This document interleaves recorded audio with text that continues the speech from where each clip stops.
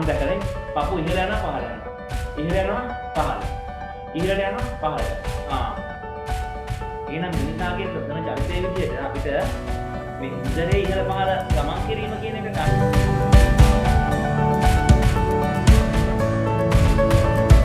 දැන් බැට් එක උස්සගෙන ඉස්සරහා රඩියක් තියලා අර බෝලේ දිහා බලන්න මෙන්න පන්දු මෙන්න පිස්ස වනනවා. එතකොට එයා මොකද කරන්නේ? එයා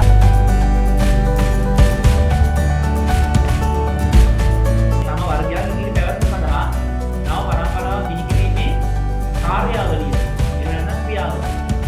නව පරම්පරාව බිහි කිරීමේ කාර්යාවලිය එහෙම නැත්නම් ක්‍රියාවලිය.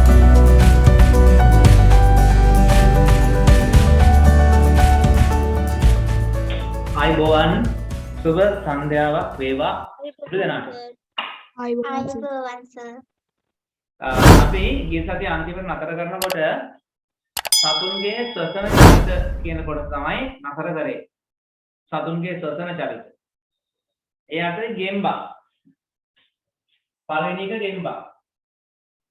ගෙම්බා ශ්වසනය කරන්නේ කොහොමද? පෙන්නහළු හා සමමගී ශ්වසනය කරනවා. අපි කියන්නේ දැන් ගෙම්බා කියන්නේ උභයජීවියෙන්නේ. එතකොට එයා තෙත සමහා මුඛය මගින් කියලානේ කියන්නේ නේද? තෙත සමහා මුඛය මගින් පෙන්නහළු තියෙනවා එයාට. එතකොට එයාගේ චලිතය අහන්නේ ශ්වසන චලිතය. ශ්වසනය කරන විදිය නෙමෙයි අහන්නේ ශ්වසන චලිත. ශ්වසන චලිත. ඔයාලා දැකලා තියෙනවද ගෙම්බෙක් ඉන්නකොට ගෙම්බාගේ මේ උගුර යටපැත්ත මෙහෙම ඉහළ පහළ යනවා. දැකලා තියෙනවද? ඔව් සර්. ඒ උගුර යටපැත්ත ඉහළ පහළ යන්නේ ඒක හේතුවක් තමයි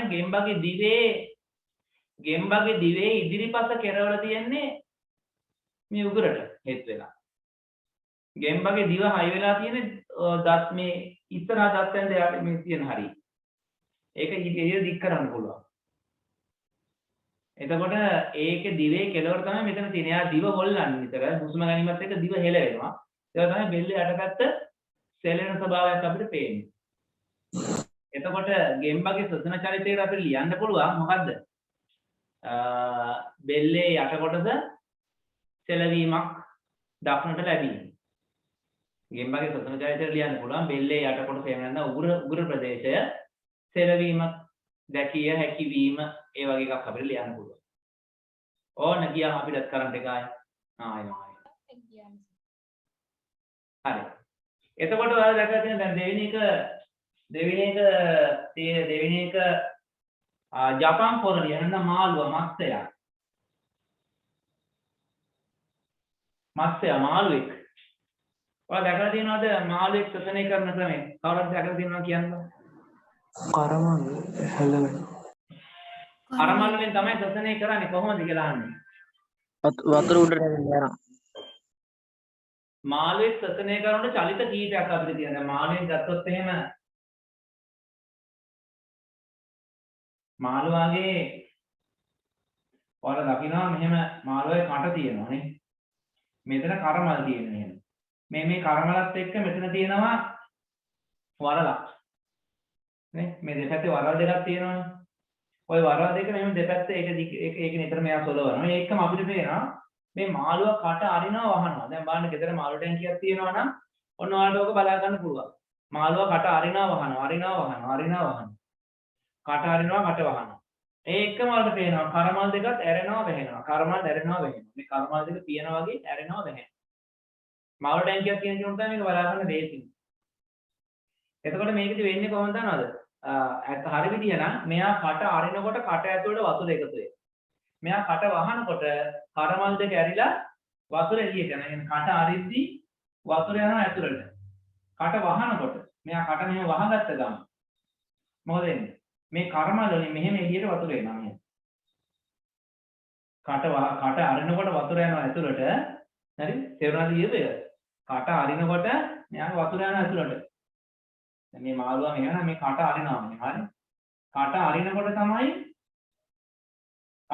තමයි වතුර යන්නේ ඇතුළට. කට අරිනකොට වතුර ඇතුළට යනවා. දැන් කටෙන් වතුර ටිකක් පුරව ගත්තා නම් ආගලෙන් කට වහනකොට මොකද වෙන්නේ? මේ වතුර එළියට යන්නේ නැහැ. කට වහපු ගමන්ම මොකද වෙන්නේ? මේ වතුර පිට වෙන්නේ කරමලෙන්. කරමල් වලින් තමයි එළියට එන්නේ. කට ආදිදී අතුලෙන් අතුලට කට වහනකොට කර්මල් වලින් එළියට එනවා. අන්න එතකොට කර්මල් හරහා යනකොට කර්මල් වල තියෙනවා ජල ෆ්ලෝම්.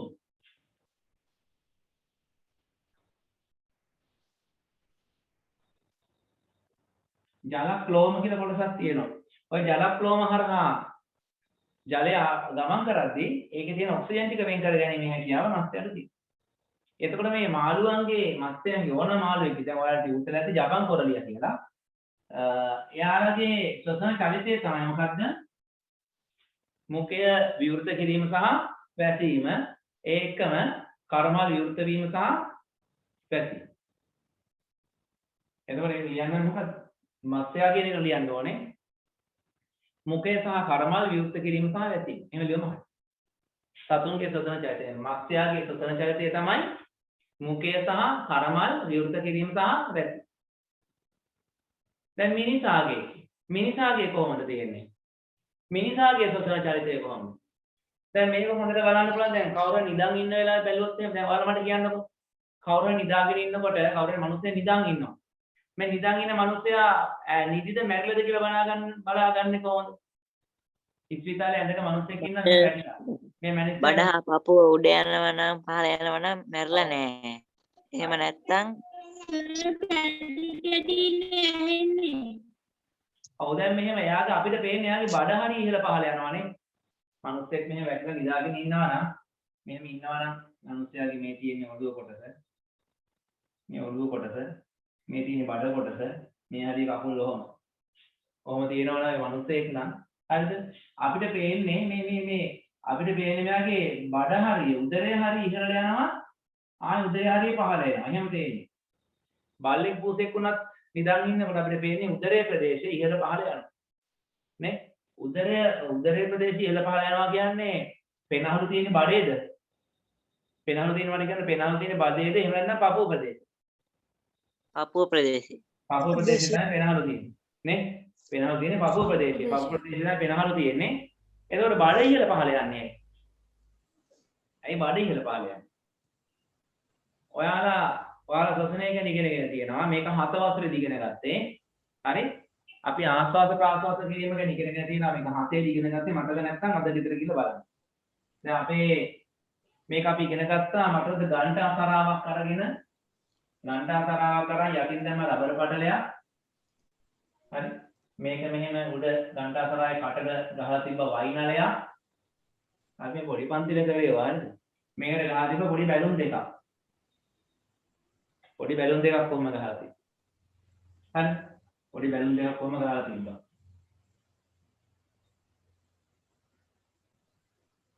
කොහොමද තිබ්බේ මතකද? මේ රබර් පටලේ. මේ රබර් පටලේ මෙහෙම දාලා තියෙන්නේ මේක. නේ? රබර් පටලේ මෙහෙම දාලා තියෙන්නේ. දැන් එතකොට අපි මේ රබර් පටලේ මෙහෙම පහළට ඇද්දා. මොකදනේ රබර් පටලේ පහළට ඇද්දා? බැලුම් වෙනවා. බැලුම් දෙක පිම්මෙනවා. මේ රබර් පටලේ හයිද අපේ මහා ප්‍රාචීරය වගේ. අපේ මේ උරස් කුහරයයි උදර කුහරයයි වෙන් කරන තැන මෙන්න මෙහෙම තියෙන ලොකු මේ පේශියක්. ලොකු පටලයක් තියෙන. ඒක පහළට ඇදෙනවා මෙහෙම. පහළට ඇදෙනකොට තමයි හුස්ම ගන්න. ඒ කියන්නේ මේ පහළට ඇදිලා බැලුම් බෝල් දෙක පිම්බෙනවා වගේ නේ. නේ? දැන් මේක පහළට ඇදෙනකොට. මේ වගේ පහළට ඇද්දම මේක. ඔය වගේ පහළට ඇද්දම. එතකොට මොකද වෙන්නේ? ඔය කොහොම වෙනවා? මේක ලස්සනට මෙහෙම බැලුම් දෙක පිම්බෙනවා. ඕන. ලස්සනට බැලුම් දෙක පිම්බෙනවා.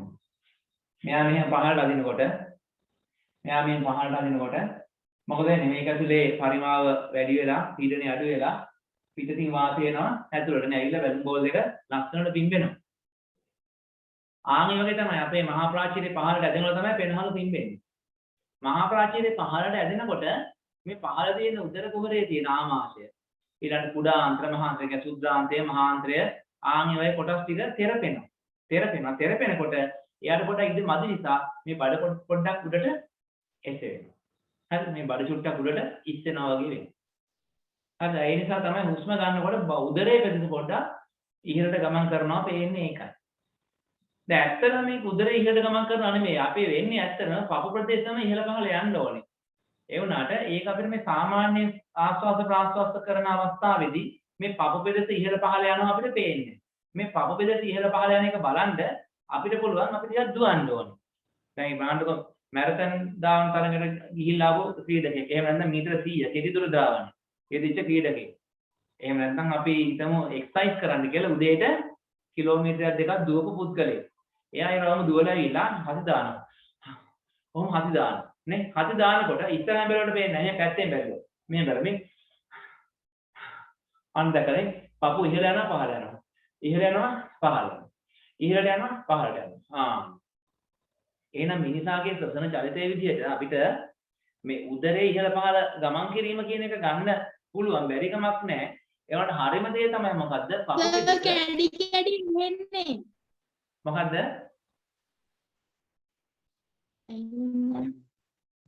කැඩි කැඩි ඇහෙන්නේ. මාව කැලි කැලි කැඩලා යනවා. අනිත් අර මාව කැඩි කැඩිද ඇහෙන්නේ? නෑ සර්. නෑ සර්. ඔව්. සර් හොඳට ඇහෙනවා. එහෙනම් මේ පොඩ්ඩක් බලන්න යාගේ සිග්නල් මොන හරි අවුලක් ඇත්තේ. මගේ සිග්නල් ප්‍රමාණය ඔයාලට පෙන්නනවා නේද මේ Zoom එකේ? ඔව් සර්. ඔයාලට කොහොමද පෙන්නන්නේ? හොඳයි කියලාද පෙන්නන්නේ? ෆුල් කියලාද පෙන්නන්නේ? නැත්නම් අඩුයි කියලාද? ෆුල් මුල් කියලා පෙන්නන්න. හරි. එහෙනම් මගේ අවුලක් නැහැ. පොඩ්ඩක් බලන්න යාගේ කැඩි කැඩි ඇහෙන එක නම් නිකන් බලන්න යාගේ 3G හරි 4G හරි සිග්නල් එනවා යනවා ඇති. කැඩි කැඩි ඇහෙන අයට මම කියන්න හොඳ දෙයක්. හරිද? දැන් මේ කතාව අතර දැන් කියන්න සිද්ධ වෙච්ච නිසා එයාලගේ ෆෝන් එකේ 4G නම් 4G නම් සිලෙක්ට් කරලා තියෙන්නේ. 4G නම් සිලෙක්ට් කරලා තියෙන සමහර වෙලාවට 4G සිග්නල් එක අඩු වෙනවා වැඩි වෙනවා එහෙම පොඩි වේරියන්ස් තියෙනවා ඒවයි. ඒ වෙලාවෙදි 4G කියන එක සිලෙක්ට් කරන්න එපා. ඒ කට්ටිය ඒක සිලෙක්ට් කරගන්න 3G වලට. 4G කියන සිග්නල් එක හොඳටම આવොත් තමයි ඒ කියන්නේ 4G සිග්නල් එනවා යනවා වුණොත් කැඩි කැඩි එනවා. ඒ කට්ටිය 3G වලට සිලෙක්ට් කරගන්න. 3G වලට මාරු කරගන්න ෆෝන් එකේ තියෙනවනේ අර data වලට ගියාට පස්සේ connection type එක 4G එහෙනම් 3G ඔහම තියෙන 3G only ඔහම කියනවනේ. ඒ 3G වලට දාගන්න. එතකොට 3G සිග්නල් එක දැන් 4G යන්තම් එනවා කියන්නේ 3G හොඳටම තියෙනවා. 3G සිග්නල් එක ගන්න තියෙනවා. එතකොට යාට පන්ති ඉන්න පුළුවන්. එහෙමත් කරලා බලන්න. හරිද? අය නැත්නම් මේ මගේ මේ තියෙන ෆයිබර් කනෙක්ෂන් එක. ඒකේ ඒක හොඳටම උපරිම ස්පීඩ් තියෙනවා. හරි. දැන් එහෙනම් අපි මිනිසාගේ ශ්වසනය ගැන කතා දැන් ඔන්න කියන්නේ ඒක අවුල් කියන්නේ. හරි. එහෙනම් මොකක්ද වෙන්නේ? පපු පෙදෙස ඉහළ පහළ ගමන් කිරීම. පපු පෙදෙස ඉහළ පහළ ගමන් කිරීම. ඒ අර්ථය ඕන උදරයේ පෙදෙස ඉහළ පහළ ගමන් කිරීම කියන්නේ ලියන්න පුළුවන්. පපු පෙදෙස ඉහළ පහළ ගමන් කිරීම සහ උදරයේ පෙදෙස ඉහළ පහළ ගමන් කිරීම. එහෙනම් මිනිසාගේ ශ්වසන චලිතය තමයි පපු පෙදෙස ඉහළ පහළ ගමන් කිරීම. එහෙනම් පපු පෙදෙස ඉහළ පහළ චලනය වීම. කියන්න උදරයේ පෙදෙස ඉහළ පහළ චලනය වීම. එයාගේ ශ්වසන චලිතය ඒක. ඒ මිනිසාගේ. ඔය මිනිසාගේ ශ්වසන චලිතයම දාන්න පුළුවන් බල්ලට.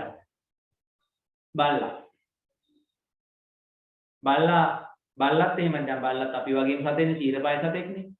එයාගෙත් පේනවා පපු පෙදෙස සහ උදරයේ පෙදෙස ඉහළ පහළ ගමන් කිරීම. දෙන්නම එක වගේ ගන්න පුළුවන්. හරි? ශීරපය සතුන්නේ ඒ නිසාම ගන්න පුළුවන්. පපු පෙදෙස සහ උදරයේ පෙදෙස ඉහළ පහළ ගමන් කිරීම. මිනිසා බල්ලා කියන දෙන්නක. පූසා කියලා කිව්වොත් පූසලත් ඒක අයිති. හරි?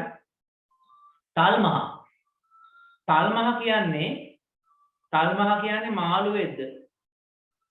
මට කියන්නකො තල්මහ කියන්නේ මාළුවේද? නැත්නම් වෙන සතෙක්ද? ශීරපය.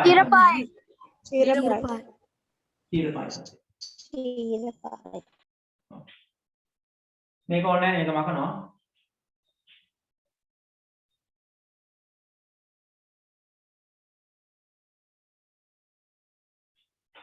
ශීරපය සතෙක්. ඒතකොට තල්මහ උස්ම ගන්නේ කොහොමද? දැන් ශීරපය සතුන් දැන් මට දැන් තල්මහ අයිති වෙන්නේ. අර කුෂ්ඨවංශී සත්ව කාණ්ඩේ මොන සත්ව කාණ්ඩේද? ශීරපය නැතුව ඒකට කියන නම? ශීරපය කියන්නේ නැතුව අපි කුෂ්ඨවංශී සත්ව කාණ්ඩේ 5 දෙනෙක් ඉන්නවා. අපි කිව්වේ මොන සත්තු කියලාද? මැමේලියා. මාළුවාට කියන්නේ ඔය පිස්කේස් නේ. fish case. එතකොට fish case ලාගේ ලක්ෂණය තමයි යාට අනාකූල හැඩය තියෙනවා. එතකොට දැන් තල්මහත් මැමේලියා වල අනාකූල හැඩය තියෙනවා. හැබැයි fish case වලට තියෙන වරල් තල්මහට තියෙන වරල් නෙමෙයි. තල්මහට තියෙන අවල්පත්. මම බලන්න දැන් තල්මහත් මට චිත්‍රල බෑ හරියට අඳින්න හරිද? චිත්‍රයෙන් ඉඳලා ඇයි මට මම පොඩ්ඩක් ඇඳලා පෙන්නන්න. තල්මා කියන සත්‍ය පිටිපස්සේ මෙහෙම කොහොම මට මතක නැහැ පිටිපස්සේ වරල වගේ තියෙනවා. මෙයාගේ මේ හරිය මෙන්න ලොකුවට මෙන්න මෙහෙම කෑලි දෙකක් තියෙන්නේ. අත් දෙකක් වගේ. අවල් පස්සේ ඉන්නේ. මෙයාගේ පිට මැද මෙන්න මේ හරිය සිදුරක් තියෙනවා දන්නවද ඔයාලා? ඔව් සර්. පිට මැද සිදුරක් තියෙනවා. එතකොට මෙයා මොකද කරන්නේ? මෙයා වතුරෙන් උඩට එනවා. වතුරෙන් උඩට ඇවිල්ලා ප්‍රස්වාස කරන. ඒ කියන්නේ යා වතුරෙන් උඩට එනවත් එක්කම සූස් ගාලා අපිට පේනවා වතුර උඩට වීසි කරන. ඒ කියන්නේ මේ සිදුර ඇතුලේ යන්තාක් දුරට වතුර ඇතුලට ගිහිලා තියෙනවා. ওই සිදුර ඇතුල වැහෙන්න තියෙනවා. ඒකෙන් වැහිලා තියෙන්නේ. එතකොට මේ සිදුර ඇතුලට දැන් මම මේ කැලේ විතරක් අඳලා පෙන්නන්නම්කෝ. එයාගේ සිදුර තියෙන කොටස විතර මෙන්න මෙහෙම තියෙනවා නම් මේකනේ සිදුර මේක ඇතුළට මෙහෙම තියෙන කොටද මෙන්න මේ හරිය පටලයකින් වගේ වැහිලා තියෙන්නේ. ඔය හරිය පටලයකින් වගේ වැහිලා තියෙන දැන් මෙයාගේ උදරේ කොටස මේ කට්ටි මේ යට මේ තියෙනවා මේක. ඔන්න මේ කොටසේ වතුර තියෙනවා. අයි මේ වටේ තියෙන වතුර පිරලානේ තියෙන්නේ. මෙයා උඩට ඇවිල්ලා හුස්ම පිට කරනවා. පිට කරනකොට මේ වතුර ටිකත් එක්ක හුස්ම පිට කරද්දී මේ වතුරත් එක්ක හුස් ගාලා උඩට අර වතුර වීසි කරනවා. හුස්ම ලොකු හුස්මක් පිට වෙනවා. පිට වෙලා දැන් යා උඩ ඉන්නේ. ඊට පස්සේ මොකද කරන්නේ? ආයි ලොකු හුස්මක් අර ගන්නවා මෙයා. ආයි ආස්වාද කරනවා. ලොකු හුස්මක් අර ගන්නවා. අරගත්තම චක්‍රාල මේක වැහෙනවා. වැහෙනකොට පස්සේ මේ වතුරට. හුස්මක් අර ගන්නවා. විතර ඉන්න පුළුවන් ඇති ඒ හුස්ම අරගෙන. හරිද? එතකොට මෙයා ආයි හුස්ම ගන්නවම නම් මොකද වෙන්නේ? වතුර මතු පිට පැමිණිලා එයා ප්‍රස්වාසය සිදු කරලා ආස්වාදය නැවත සිදු කරනවා. හරිද? ඒ කියන්නේ අපි අපේ භාෂාවෙන් කිව්වොත් එහෙම ඔය ජලයේ මතු පිට ගෑවිලා හුස්ම පිට කරලා ආයෙ නැවත හුස්ම අරගෙන ජලයේ තුලට යනවා. ඒතර එයාගේ ශ්වසන චලිතය ඒක.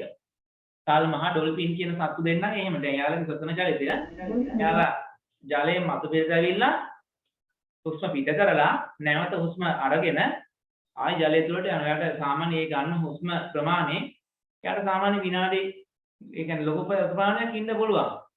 මෙන්න සාමාන්‍ය විනාඩි 15 20ක් වගේ ඉන්න පුළුවන්කම තියෙනවා. හරි සමහර අය මැසේජ් දාලා බැලුවේ ඒක. සමහර අය මැසේජ් දාලා තියෙනවා ෆෝන් එක ඕෆ් වෙන ළඟයි කියලා. ඒත් WhatsApp වලින් මැසේජ් එනවා මහ ගොඩක්. කෝල් එනවා. දැන් මහර ප්‍රශ්නයක් සමහර අයට කරන්ට් එක නැහැ. සමහර අයට කරන්ට් එක තියෙනවා.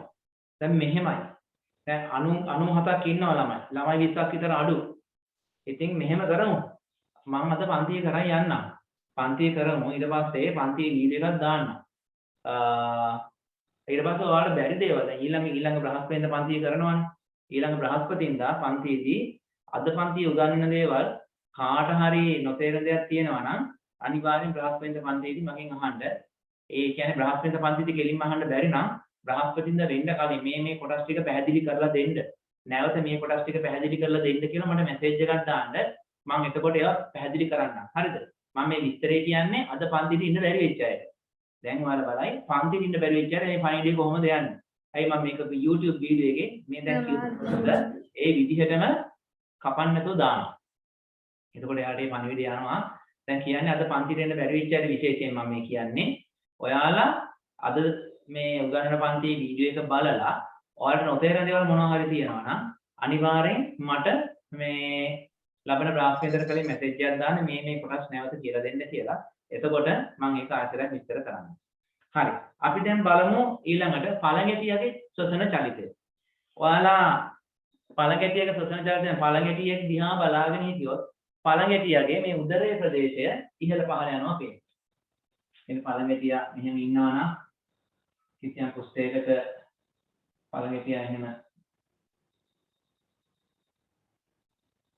පාලකයක් තියව මට අඳින්න තේරෙන්නේ නැහැ. මෙන්න එහෙම බඩගිඩියක් තියෙනවා නේද මුට? මේ ඔළුව තියෙනවා, මේ කකුල් දෙකක් තියෙනවා. මෙයාගේ මෙන්න එහෙම කකුල් තියෙනවා දෙකක්. මේ අඩු තියෙනවා. මෙයාගේ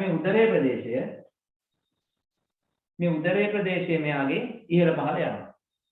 මේක බඩ හරිය දැන් එයාට මේ පෙනහළු නෙමෙයි තියෙන්නේ. එයාට සසන නාල තියෙන්නේ මේ සිදුරු වගේ තියෙන්නේ. ඒ වන්ට එයා නිතර ඉහළ පහළ යන යා උදරයේ ප්‍රදේශයේ නිතර ඉහළ පහළ යනවා කියන්නේ.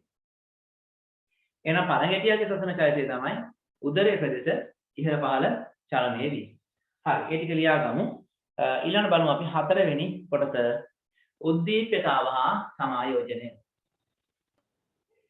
ඔව් සමහර ළමයි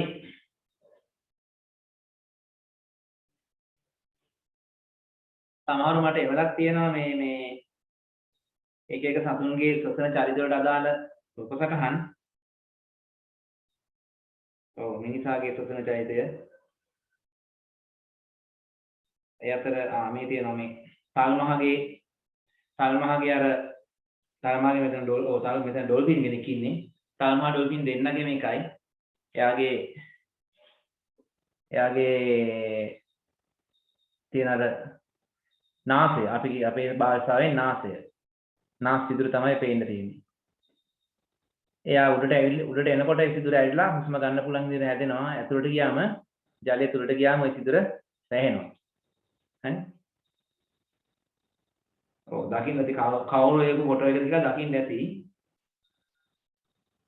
මෙන්න මේ විදිහට තමයි සල්මහ ශ්වසනය කරද්දී ආ උඩට එනකොටම හුස්ම පිට කරන්නේ ජලයත් එක්ක. එතන ජලය පොඩ්ඩක් හැදිලා තියෙනවා. ඒවත් එක්ක හුස්ම පිට කරනවා. ඒ තැනින් නැවත හුස්ම අරගෙන ඇතුළට ජලය තුලට ගමන් කරනවා. දැන් මේ මට ළමයි යොකෝ තමයි මම පෙන්නන්නේ. දැක්කනේ? දැන් මේ තියෙන්නේ පළඟැටියාගේ ශ්වසන සිදුරු. ශ්වසන නාල තියෙන ඇති. ඔය කොටස් වලින් තමයි ආ ශ්වසනය කරන්නේ. යාට පෙනහළු කියන දෙයක් නෙමෙයි. හරි thank you. ඒ මට පොතේ කියලා තිබ්බේ. ඒ කවුද කියලා ඔයාලා දැනගන්න ඕනේ නැහැ. thank you thanks a lot එච්චරයි කියන්නේ. හොඳයි. හරි එහෙමනම් අපි ඊළඟ බලමු උද්දීප්‍යතාව හා සමායෝජනය. උද්දීප්‍යතාව. මෙහෙම දෙයක් තියෙනවා. හරි? උද්දීප්‍යතාව කියලා කියන්නේ මේ දැන් ඔන්න බලන්නකෝ දැන් ඔයාලා දැන් කොහේ හරි ගමන් කරනකොට ඔයාලගේ නම කියලා කවුරු හරි කතා කරනවා. ඔයාලගේ නම කියලා කවුරු හරි කතා කරනවා. ඔයාලා කොහේ හරි නන්නාඳුන ප්‍රදේශයක ඔයාලා ගමන් කරනකොට දැන් ඔයාලගේ නම කියලා කවුරු හරි කතා කළොත් එතකොට ඔයාලා මොකද්ද කරන්නේ? හැරිලා බලන්න. හරිලා බලනවා. ඔව් එතකොට දැන් අපි මේ දැන් එතකොට හරිද? දැන් එතකොට ඒ අපිට කනට ඇහුණානේ දෙයක් නේ. අපිට කනට දෙයක් ඇහුණානේ. ඒ කනට ඇහිච්ච දේ. ඒකට අපි කියන්නේ උත්තේජය. හරි? ඒ කනට ඇහුණ දෙයට අපි කියන්නේ උත්තේජය.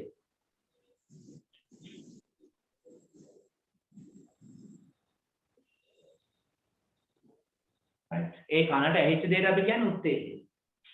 දැන් ඔයාලා ඇවිදගෙන යද්දී කටුවක් කෑනවා කකුලේ. ඔයාලා මොකද කරන්නේ?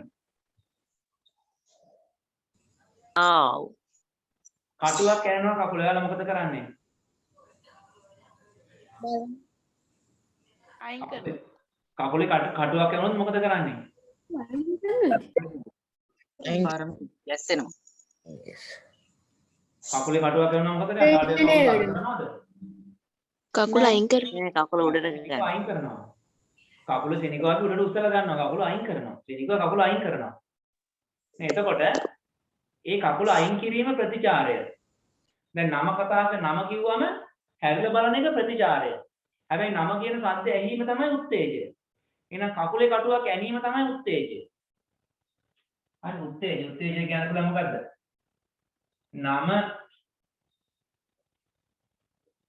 නම කතා කරනවා ඇසීම. නේද? නම කතා කරනවා ඇසීම. මේක තමයි උත්තේජය. ඊළඟට 2 කකුලේ කටුවක් ඇනීම. ඒක තමයි උත්තේජය. හරිද? එතකොට දැන් අපි ගමු මෙහෙම. දැන් ඔයාලා මොනවා හරි හිතන්නකෝ දැන් ඔයාලා අඹ ගෙඩියක් හරි ඔයාලට මොන හරි ඔයාලා උගුරැස්ස ටිකක් කන උගුරැස්ස දන්නවනේ උගුරැස්ස මල්ලක් අරගෙන කාටවත් පේන්නේ නැති තැනකට කරවල තැනකට ගිහිල්ලා උගුරැස්ස ගෙඩියක් කනවා උගුරැස්ස කනවා උග්‍රස අනු සාමාන්‍ය උග්‍රස වල තියෙන රහ දන්නවනේ. ඒක කනවා. ඒක කනකොට එක පාට ටික වෙලා කකා ඉද්දි එක ගෙඩියක් කනකොට අමුතු කුණු රහක් එනවා. ඔයාලා මොකද කරන්නේ එකපාරට? එළියට දාන්න. ටික් කරනවා. එකපාරට තූ තූ ගාලා ගහනවා. නේද? එතකොට මොකද්ද උත්සේජය? මොකද්ද අමුතු රහක් දැනීම. අමුතු රසයක් දැනීම. right. අමුතු රසයක් දැනීම. අමුතු රසයක් දැනීම. අමුතු රසයක් දැනීම. දැන් නම කතා කරනවා යන්නේ කනට. කකුලේ කටුවක් යනවා. ඒක දැනුනේ අපේ සමට. අමුතු රසයක් දැනෙන්නේ දිවට. හරි? දැන් ඔයාලා කොහේ හරි යනකොට කඩයක් කොහරි අපි දුන්නේ ගෙදර මිදුල අතුරු ගා ඉන්නවා. අල්ලපු ගෙදර රස කෑමක් හදලා සුවඳ එනවා අපිට. රස කෑමක සුවඳ දැනෙනවා. ඒතර මොකද වෙන්නේ ඔයාලට? රස කෑමක සුවඳ දැනුනම කටට කෙලෙනවා. නේ? මන්න හතර. රස කෑමක සුවඳ දැනීම. ඒකට කෙලවුණා. දැන් මේ රස කෑමක සුවඳ දැනෙන නාසයට. නේ? දැනෙන නාසයට. දැන් ඔයාලා හිතන්නකෝ. ඔයාලා තෙල්ලම් කරගෙන ඉන්නකොට එහෙම නැත්නම් ඔයාලා කොහේ හරි ඇවිදිනකොට එක පාරකම ඔයාලගේ මුණ පැත්තට මෙහෙම මොකක් හරි එනවා. මොකද කරන්නේ ඔයාලද? මුණ පැත්තට මොකක් හරි ආවොත් ඔයාලා මොකද කරන්නේ? මූණ අයින් කරගෙන බලා ගන්නවා. ඔළුව අහකට ගන්නවා. අන්න මූණ දෙසට යමක් පැමිණීම. මූණ දෙසට යමක් ඒක ඇස මගින් දැක්ක බලන්න. ඇස කන නාසය දිව සම කියන අපේ මේ සංවේදී ඉන්ද්‍රියන් පහ. මේ ඇස කන නාසය දිව සම කියන මේ සංවේදී ඉන්ද්‍රියන් පහට දැනෙන ලෙස. හරිද? අපි කියන්නේ ගෝචර වන ලෙස කියලා. ඇස කන නාසය දිව සම කියන සංවේදී ඉන්ද්‍රියන් පහට ගෝචර වන ලෙස. ගෝචර කියලා කියන්නේ දැනෙනවා කියන එක. හරි? අපේ භාෂාවෙන් දැනෙන ලෙස. එතකොට අපි උත්තරයක් ලියද්දී කියන්නේ ගෝචර කියලා. නේද? ගෝචර වන ලෙස. බාහිර පරිසරයේ සිදුවන වෙනස් වීම. බාහිර පරිසරයේ සිදුවන වෙනස් වීමට අපි කියන උත්තේජයක්. දැන් බලන්න නම කතා කරනවා ඇහෙනවා. නම කතා කරනවා ඇහෙනවා. ඒක බාහිර පරිසරයේ ශබ්දය කියන්නේ කාවේ? බාහිර පරිසරයේ සිදුවන වෙනස්කමක් තමයි ශබ්දය කියන්නේ. හරිද? නම කතා කරනවා ඇසීම. බාහිර පරිසරයේ සිදුවෙච්ච වෙනසක්. ඒක දැනුනේ කනට. කකුලේ කටුවක් කැණීම. බාහිරින් ආපු දෙයක්. ඒක දැනුනේ කමට. අමුතු රසයක් දැනීම. බාහිරින් ආපු දෙයක්. ඒක දැනුනේ දිවට. රස කෑමක සුවඳ. සුවඳ බාහිරින් ආවේ. ඒක දැනුනේ නාසයට. මුහුණ දෙසට යමක් පැමිණීම. ඒක බාහිරින් ආපු දෙයක්. ඒක දැකිය ඇත්තට. එතකොට ඇස කන නාසය දිව සම කියන මේ ඉන්ද්‍රියන් පහට දැනෙන ලෙස බාහිර පරිසරයේ සිදුවෙන වෙනස් වීමකට අපි කියනවා උත්තේජයක් කියලා. බාහිර පරිසරයේ සිදුවෙන වෙනස් වීමකට කියනවා උත්තේජයක් කියලා. දැන් මොකද වෙන්නේ? මේ උත්තේජය දැනුණා. මේ උත්තේජය ආවට පස්සේ. හරි මේ උත්තේජය ලැබුණාට පස්සේ අපි නිකන් ඉන්නේ නැහැ.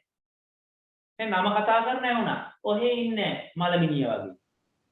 හරි කකුලක් කටුවේ මේ මොකද්ද කකුලක් කටුවේ නෙමෙයිනේ මොකද්ද කකුලේ කටුවක්. හරි දැන් නම කතා කරන ඇහුණා මොකද කරන්න කියන්නකෝ. ප්‍රතිචාරයක් දක්වනවා. ඇල්ල බලනවා. සංගාල බලන එක කියන්නේ ප්‍රතිචාරයක් දක්වනවා. නම කතා කිරීම කියන උත්තේජය ලැබුණම ඒ උත්තේජයට අදාළව ප්‍රතිචාරයක් දක්වනවා. නම කතා කරාම අපි හැරිලා බලනවා. කකුලේ කටුවක් ඇනුනම එහෙම නැත්නම් රත් වූ යමක් අතේ ගැටුනම අපි අත ඉවතට ගන්නවා. කකුලේ කටුවක් ඇනුනම ටක් ගාලා කකුල ඔසවනවා. තවත් තවදුරටත් ඇනෙන එක වළක්වන්න. අන්න මේ කකුලේ කටුවක් ඇනීම කියන්නේ උත්තේජය කකුල ඉවතට ගැනීම ප්‍රතිචාරය. දැක්කනේ උත්තේජයට අදාළ ප්‍රතිචාරයක් දැක්වුවා. අමුතු රසයක් දැනීම. ඒක තමයි උත්තේජය. ප්‍රතිචාරය මොකද්ද? කෙල ගැසීම. එතකොට රස කෑමක සුවඳ දැනීම උත්තේජය. ඒකේ ප්‍රතිචාරය මොකද්ද? කටට කෙලෙහිීම. මුහුණ දෙසට යමක් පැමිණීම උත්තේජය. ඒකට ප්‍රතිචාරය මොකද්ද? හිත ඉවතට ගැනීම. එහෙම නැත්නම් අත් දෙකේ මොන වසා ගැනීම. හරිද? එතකොට බලන්න හැම උත්තේජයකටම අපි ප්‍රතිචාරයක් දක්වනවා.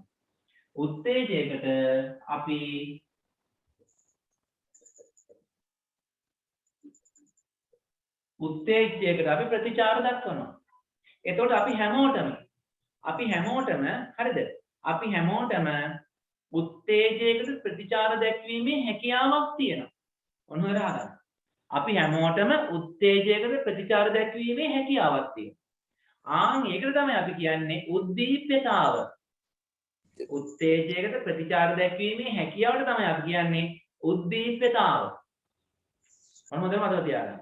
උත්තේජයෙන් බාහිර හෝ අභ්‍යන්තර පරිසරයෙන් පැමිණෙන. බාහිර පරිසරයෙන් පැමිණෙන උත්තේජය තමයි මේ ඔක්කොම. නම කතා කරනවා, කකුලේ කටුවක් කෑනවා, අමුතු රතියක් දැනෙනවා, රස කෑමක සුවඳ දැනෙනවා, මුහුණ දෙතර යමක් පැමිණෙනවා. ඒ ඔක්කොම බාහිර පරිසරය.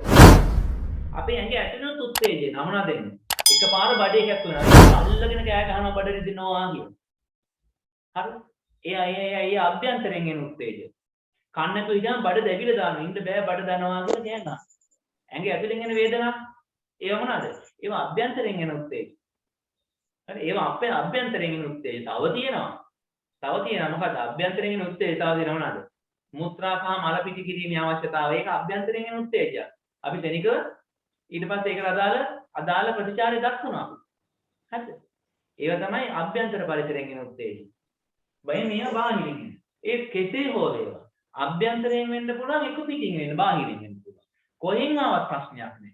අපි ඒකට අදාළව ක්‍රියාවක් කරනවා. ඒ ක්‍රියාව තමයි ප්‍රතිචාරය. එතකොට අභ්‍යන්තර පරිසරයෙන් හරි බාහිර පරිසරයෙන් හරි ලැබෙන උත්තේජයකට අනුව ප්‍රතිචාර දැක්වීමේ හැකියාව. මේ හැකියාවට කියනවා උද්දීප්‍යතාව. ඒක තමයි උද්දීප්‍යතාව. සමායෝජනය කියන්නේ මොකක්ද? සමායෝජනය කියන්නේ ඒ ප්‍රතිචාර දැක්වීම සඳහා ඉන්ද්‍රියන් අතර ඇති කරන සම්බන්ධීකරණය. දැන් නම කියලා කතා කරනකොට අපි මේ හැරිලා බලනවා. එතකොට මොකද්ද වෙන්නේ? හැරිලා බැලීම තමයි ප්‍රතිචාරය. ප්‍රතිචාර දක්වන්න නිකම් බෑ. මොකද්ද? මෙහෙම හැරෙනවනම් බෙල්ලේ පේශි. ඇස් දෙකක් කරගවන්නේ ඇස්වල පේශි. බෙල්ලේ පේශි සහ ඇස්වල පේශි. එකතු වෙලා තමයි ප්‍රතිචාරය දක්වන්නේ. එතකොට බලන්න නිකන් නෙමෙයි. බෙල්ලේ පේශි තියෙනවා ඇස්වල පේශි තියෙනවා.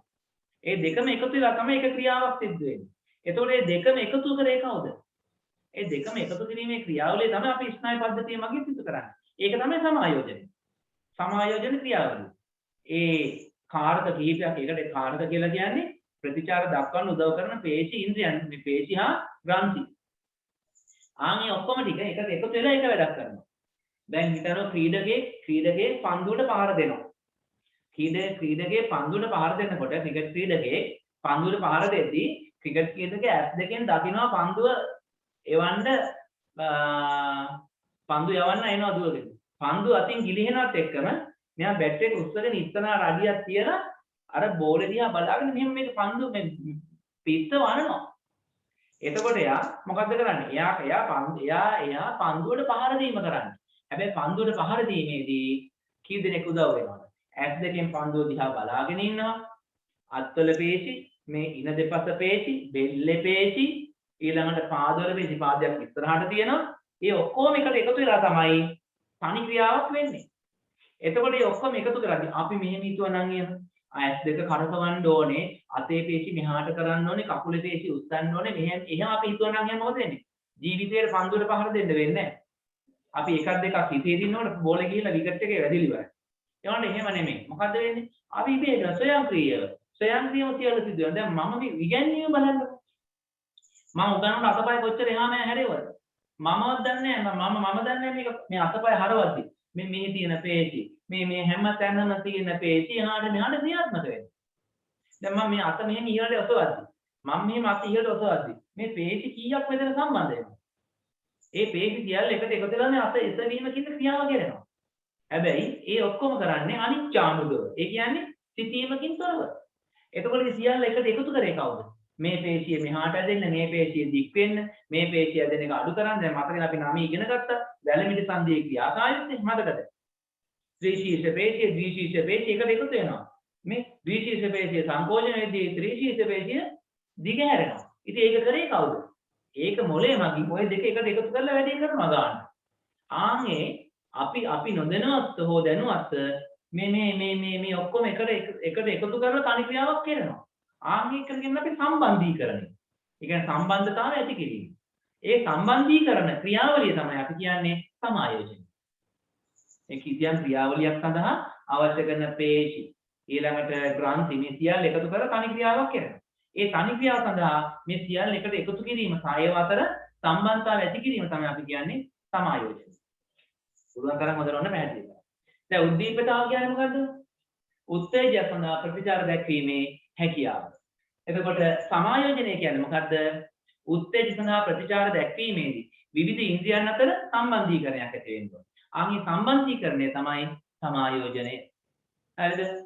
හරි. එහෙනම් උද්දීපතාව හා සමායෝජනය කියන තැන මාතෘකාව මේක.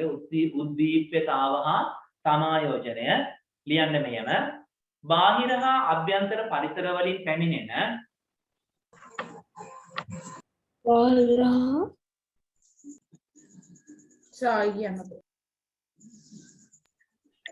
බාහිර හා ආයි කියන්නේ කිව්වේ හරි ආයි.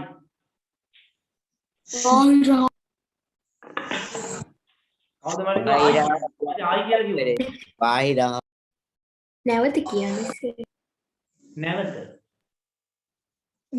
ආයි කියන්නේ ආයි. ඔබ කියු වචන නැවත පව. රිවයින් කරන්න සර්.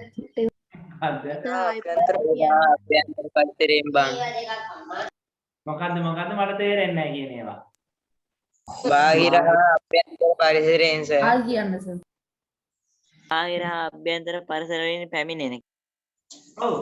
එච්චරයි කියේ බාහිර හා අභ්‍යන්තර පරිසර වලින් පැමිණෙන උත්තේජ වලට බාහිර ආභ්‍යන්තර පරිසරයෙන් පැමිණෙන උත්තේජ වලට ප්‍රතිචාර දැක්වීමට ඇති හැකියාව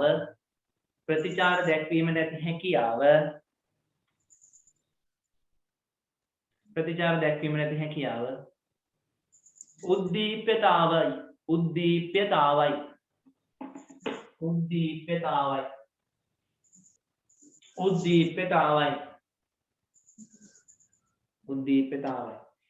බාහිර හා අභ්‍යන්තර පරිසර වලින් පැමිණෙන උත්තේජ වලට ප්‍රතිචාර දැක්වීමට ඇති හැකියාව උද්දීප්‍යතාවයි.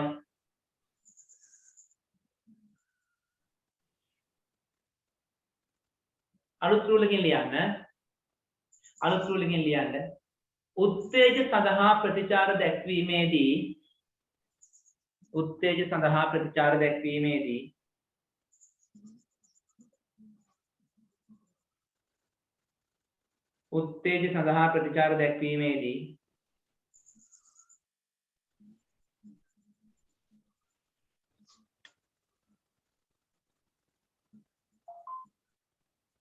උත්තේජ සඳහා ප්‍රතිචාර දැක්වීමේදී විවිධ ඉන්ද්‍රියන් අතර සම්බන්ධීකරණය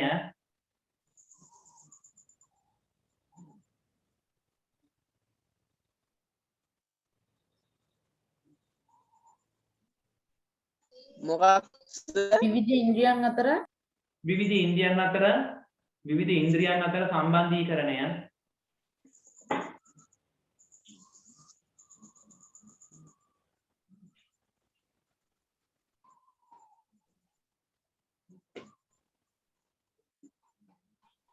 විවිධ ඉන්ද්‍රියන් අතර සම්බන්ධීකරණය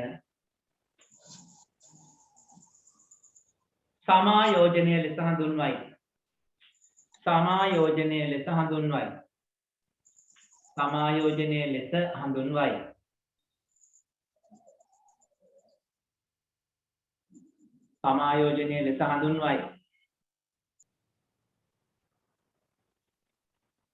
හරි ගත්තද ලියන පොත දැන් ළඟ නැත්නම් කොළ කැලක් හරි ලියා ගන්න. හැබැයි අනිවාර්යෙන් ලියන පොතේ ලියාගෙන උත්තර ලියන්න ඕනේ. හරිද? රයිට්. එහෙනම් මෙහෙම ලියන්න ප්‍රශ්නේ. රත්තු යමක ඉන්න. ඔකමයි. රත්තු යමක අත ගැටුණු විට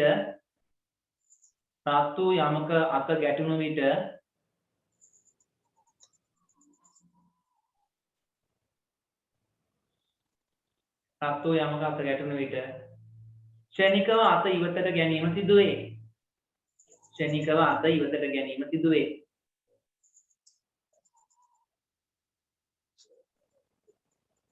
ක්ෂණිකව අත ඉවතට ගැනීම සිදුවේ.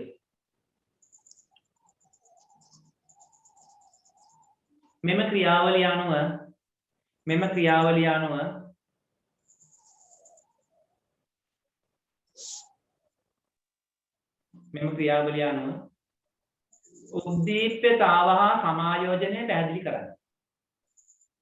මෙම ක්‍රියාවලිය අනුව උද්දීප්‍යතාව හා සමායෝජනය පැහැදිලි කරන්න. මෙම ක්‍රියාවලිය අනුව උද්දීප්‍යතාව හා සමායෝජනය පැහැදිලි කරන්න.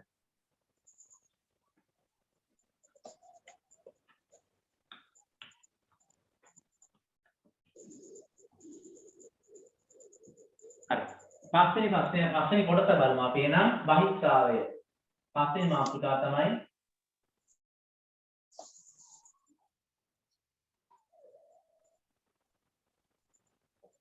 බහිස්රාවය. පස්වෙනි කොටස තමයි බහිස්රාවය. right. බහිස්රාවය කියන්නේ සරලව ගත්තොත් එහෙම අපේ දේහයේ හැදෙන අපද්‍රව්‍ය බැහැර කිරීම. දේහය තුල සෑදෙන අපද්‍රව්‍ය තමයි බැහැර කරන්නේ. හරි. දේහය තුල සෑදෙන අපද්‍රව්‍ය බැහැර ගන්න. දැන් ඔයාලා උග්ගහක් හපනවා. උග්ගහක් කනවා. උග්ගහ තැල්ල හපලා අර පැණි රස ටික යුද ටික උරලා බීලා රොඩේට මොකද කරන්නේ? විසික් කරනවා. හපලා රොඩ වීසි කරනවා නේ. හපේ වීසි කරනවා. අපි ওই විදිහට හපලා වීසි කරන තව දේවල් තියෙනවද එහෙම? ඔව්. මොනවාද? චුයින්ගම්.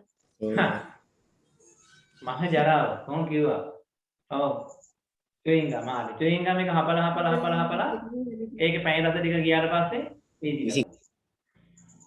දැන් එතකොට මේ විදිහට තමයි දැන් අපි ගන්න ආහාර තියෙනවනේ. අපි ගන්න ආහාරය ආහාර ජීවන පද්ධතිය ඔස්සේ දිගට ගිහිල්ලා එයාලා මොකද කරන්නේ? ඕක යාන්ත්‍රික හා රසායනික ජීවනයට ලක් කරලා ඒකෙන් උරා ගන්න පුළුවන් ඔක්කොම ටික උරාගෙන හපේ විතර රොඩ විතරා ටොප් ගාලා දාන එළියට. ඒකට කියන්නේ අපි මල පහන් කියලා. මල කියලා කියන්නේ. මල. එතකොට මල කියන්නේ අපේ දේහයේ අවශෝෂණය කරගත්ත කොටස් ටික හැර අවශෝෂණය කරගන්න බැරුව ඉතුරු වෙච්ච ටික තමයි ඉඳ දාන්නේ. අපි ඇතුළට දාපු විදිහට නෙමෙයි ඉඳ දාන්නේ. ඉඳ දානකොට වෙනස් හැඩ සහ කැටයන් ඔක්කොම තියෙනවනේ ඉඳ දාන්නේ. එතකොට ඒවා ඒ බැහැර වෙන ද්‍රව්‍ය අපි කියන්නේ බහිස්රාව්‍ය ද්‍රව්‍ය නෙමෙයි. ඇයි? ඒක අපේ දේහයට අවශෝෂණය කරගන්න බැරි අපේ දේහයට වැඩක් නැති කොටස. ඒ ටික ඉඳ දානවා. ඒ නිසා මල කියන්නේ බහිස්රාව්‍ය ද්‍රව්‍යයක් නෙමෙයි. මේක ප්‍රධානම දෙයක් මතක තියාගන්න. බහිස්රාව්‍ය ද්‍රව්‍යයක් වෙන්න නම් ඇඟ ඇතුලේ හැදෙන්න ඕනේ. ඇඟ ඇතුලේ හැදෙන්න ඕනේ. ඒක ඇඟට සුදුසු නැති වෙන්න ඕනේ. ඒ නිසා ඒක බැහැර කරන්න ඕනේ. දැන් උදාහරණයක් විදිහට සෛලීය ශ්වසනයේදී කාබන් ඩයොක්සයිඩ් පිට වෙනවා. සෛලීය ශ්වසනයේදී. දැන් ශ්වසන පද්ධතිය ගැන ඉගෙන ගන්න තියෙන 11 මාසෙත් උඩට වෙනම කියලා දෙනවා. සෛලීය ශ්වසනයේදී කාබන් ඩයොක්සයිඩ් හැදෙනවා. ඒ පිට වෙන කාබන් ඩයොක්සයිඩ් CO2. මේ කාබන් ඩයොක්සයිඩ් අපේ ශරීරයෙන් බැහැර කරන්නේ කවුද? කාබන් ඩයොක්සයිඩ් අපේ ශරීරයෙන් බැහැර කරන්නේ කවුද? කියන්නේ කාබන් ඩයොක්සයිඩ් වායුව අපේ ශරීරයෙන් බැහැර කරන්නේ කවුද? ආශ්වාස වායුව. ඔව්. ආශ්වාස වාතය තමයි ඒක පිට කරන්නේ කවුද? පිට කරන කෙනෙක්.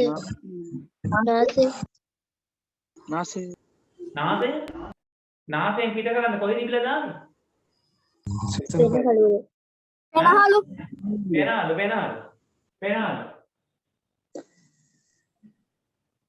පෙනහළු.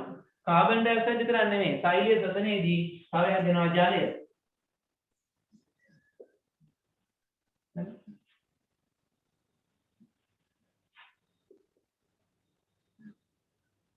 ජලය හා කාබන් ඩයොක්සයිඩ්. දැන් අපි ප්‍රශ්වාස වාතයේ කණ්ණාඩියට ඇල්ලුවොත් එහෙම අර කණ්ණාඩිය හාගලා පිම්බොත් එහෙම මීදුමක් වගේ බැලෙනවා. ඒ ජල වාතය. එතකොට ඒ කියන්නේ ප්‍රශ්වාස පෙනහළු මගින් අපේ සෛලීය ශ්වසනයේදී දේහය තුළ හැදෙන ජලය හා කාබන් ඩයොක්සයිඩ් දෙකම පිට වෙනවා. ඊළඟට අපේ දේහය තුළ හැදෙන විවිධ ලවණ වර්ග අපිට සුදුසු නැති ලවණ වර්ග. ඒ ලවණ සහ ජලය. හරිද? ලවණ හා ජලය පිට කරන කෙනෙක් ඉන්නවා. එයා තමයි සම. හරි? ජලය හා ලවණ පිට කරනවා සම මොනවා මගින්ද? දහදිය මගින්. ඊළඟට අපේ ශරීරයේ හැදෙන නයිට්‍රජනීය අපද්‍රව්‍ය යූරියා ඊළඟට ලවණ වර්ග හරි ඒ වගේ දේවල් යූරික් අම්ල මෙන්න මේ වගේ නයිට්‍රජනීය අපද්‍රව්‍ය මේ නයිට්‍රජනීය අපද්‍රව්‍ය මේවා බැහැර කරනවා මේවට මේ නයිට්‍රජනීය අපද්‍රව්‍ය බැහැර කරන ක්‍රමයට අපි කියනවා මූත්‍ර කියලා මූත්‍ර තියෙනවා ජලය තියෙනවා යූරියා තියෙනවා හරිද ලවණ වර්ග තියෙනවා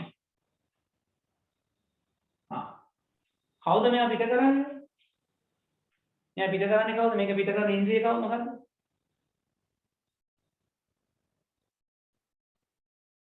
කියන්නේ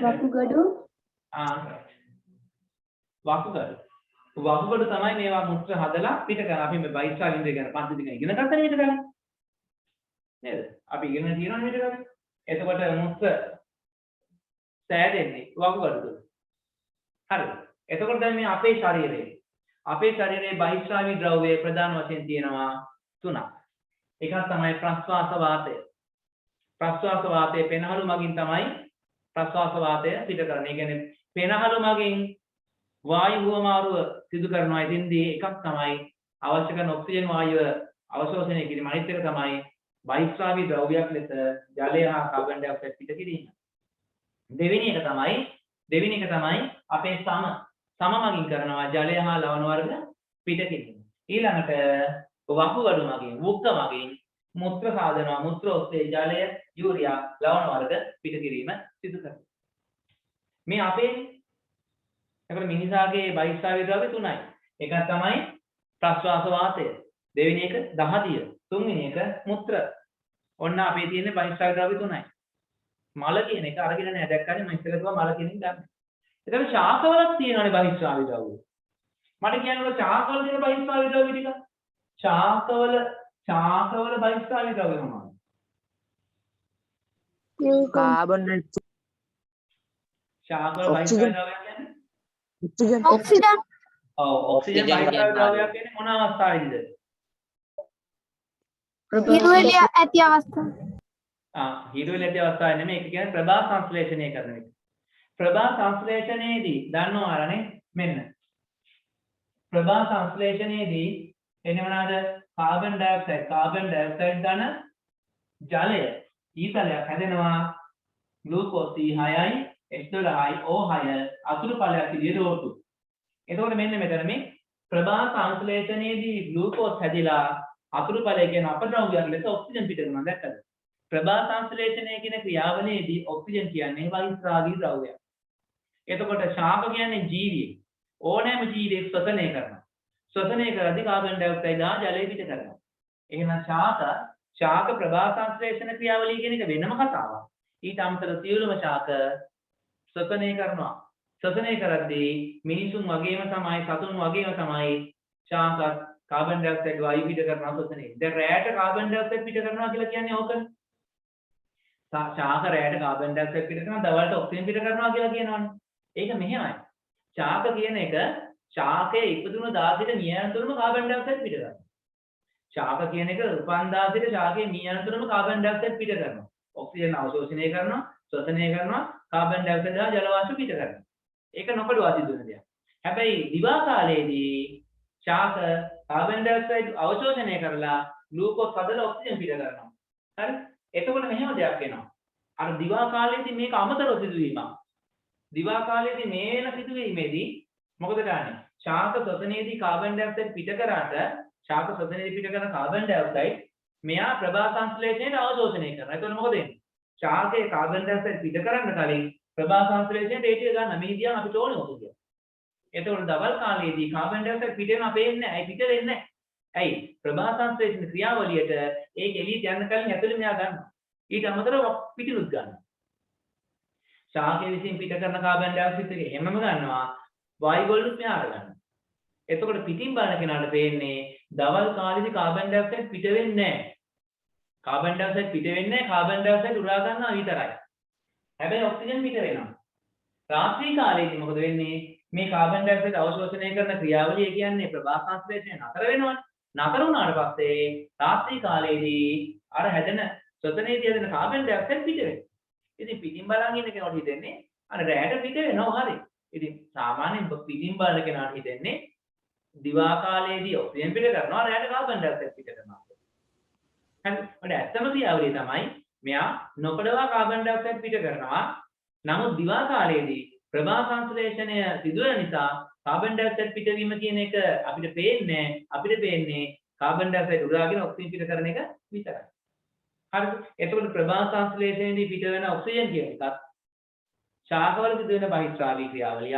ඊළඟට ශාක ශ්වසනයේදී කාබන් ඩයොක්සයිඩ් වායුව පිට කරනවා. හරි? එහෙනම් මාතෘකාව බහිස්රාවය. බහිස්රාවය කියන මාතෘකාව ලියලා ඉක්මනට මේ ටික ලියා ගන්න.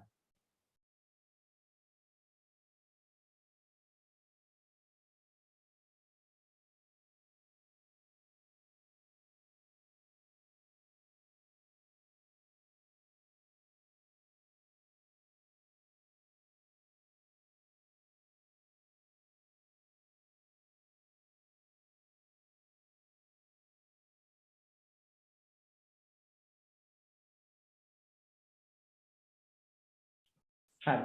අපි ඊළඟ බලමු දැන් ඔතන කිව්ව නේද පරිවෘතික ක්‍රියාවලදී නිපද වෙන. එහෙම නේද කිව්වේ? ඔතන කිව්වේ පරිවෘතිය ක්‍රියාවලදී නිපද වෙන අපද්‍රව්‍ය දිනුවෙන් බැහැර කිරීම ක්‍රියාවලිය තමයි බහිස්රාව. මොකද්ද පරිවෘතිය කියලා කියන්නේ? පරිවෘතිය කියන්නේ දැන් අපි බලමු. පරිවෘතිය කියලා කියන්නේ මෙන්න මේ. පරිවෘතිය කියන්නේ මොකක්ද කියලා බලමු අපි. පරිවෘතිය කියලා කියන්නේ ක්‍රියාවලි දෙකක එකතුවක්. පරිවෘතිය කියලා කියන්නේ ක්‍රියාවලි දෙකක එකතුවක්. හරිද? ඒක තමයි එකක් තමයි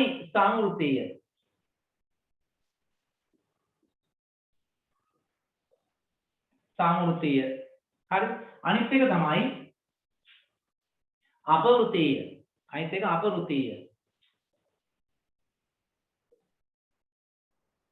අපවෘතිය. මොකද්ද මේ සංවෘතිය සහ අපවෘතිය කියන්නේ? සංවෘතිය කියලා කියන්නේ සරල දේවල් වලින් සංකීර්ණ සංඝටක සෑදෙන ක්‍රියාවලිය. ඒ කියන්නේ අපේ දේහයේ ඇතුළ තියෙන සරල සංඝටක තියෙන. උදාහරණයක් විදිහට අපි ගත්තොත් එහෙම කාබෝහයිඩ්‍රේට්. ওই කාබෝහයිඩ්‍රේට් වැඩිපුර තියෙන ඒවා නැවත මොකද වෙන්නේ? ග්ලයිකෝජන් එහෙම නැත්නම් මේදේ බවටපත් වෙලා අපේ කමඩේදී තැන්පත් වෙනවා. ඒ කියන්නේ අපේ තියෙන මොනොසැකරයිඩ් අපේ ඇඟට අපි ශරීරය අවශෝෂණය වෙච්ච මොනොසැකරයිඩ් ටික එක සරලයි. ඒ සරල සංඝටකය මොකද වෙන්නේ? වැඩිපුර තියෙනවා නම් ග්ලයිකෝජන් බවටපත් වෙලා අක්මාවේ සහ පටක පේශි පටක අතර තැන්පත් වෙනවා. තව ටිකක් වැඩිපුර තියෙනවා නම් ඒවා මොකද වෙන්නේ? මේදේ බවටපත් කරලා සමට යටින් තැන්පත් කරනවා. ඒක සරල දේවල් වලින් සංකීර්ණ දේවල් සෑදෙන ක්‍රියාවලියක්. අන්න සංකීර්ණ දේවල් සෑදෙන නිසා ඒක සංවෘත්තිය මත තියන්න. සංකීර්ණ දේවල් සෑදෙන නිසා ඒක සංවෘත්තිය. සරල දේවල් වලින් සංකීර්ණ සංඝටක සෑදී. සරල දේවල් සංකීර්ණ බවට පත් වීමේ ක්‍රියාවලියට අපි කියනවා මොකද්ද?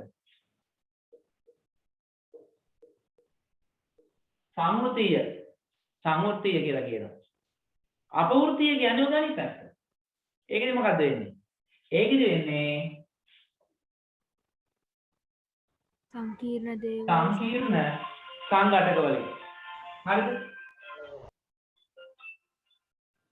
සංකීර්ණ සංඝටක වලින් සරල සංඝටක සෑදෙනවා. ඒකට අපි කියනවා අපවෘතිය කියලා. හරි සරලට අග්ගා ලියා ගන්න.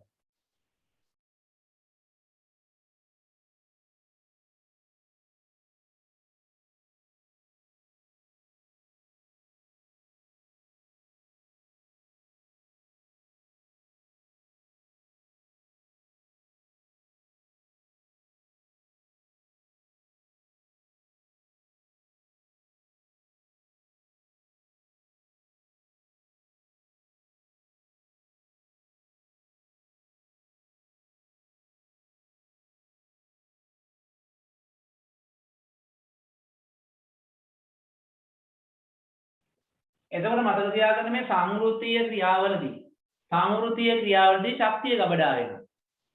දැන් ප්‍රභා සංශ්ලේෂණය කියන්නේ සංවෘත්තීය ක්‍රියාවක්නේ. කාබන් ඩයොක්සයිඩ් ජලය කියන සංඝටක දෙක එකතු කරලා ග්ලූකෝස් කියන සංකීර්ණ සංඝටකය හදනවා. ඒක සංවෘත්තීයයි. එතින්දි මොකද වෙන්නේ? සූර්ය ශක්තිය ගබඩා වෙනවා රසායන ශක්තිය විදියට. ඒක හොඳට මතක තියාගන්න මේ සංවෘත්තීය ක්‍රියාවලදී ශක්තිය ගබඩා වෙනවා. ඒක අපවෘත්තීය ක්‍රියාවලදී මොකද වෙන්නේ? අර සංකීර්ණ සංඝටක බිඳ හැලෙනවා.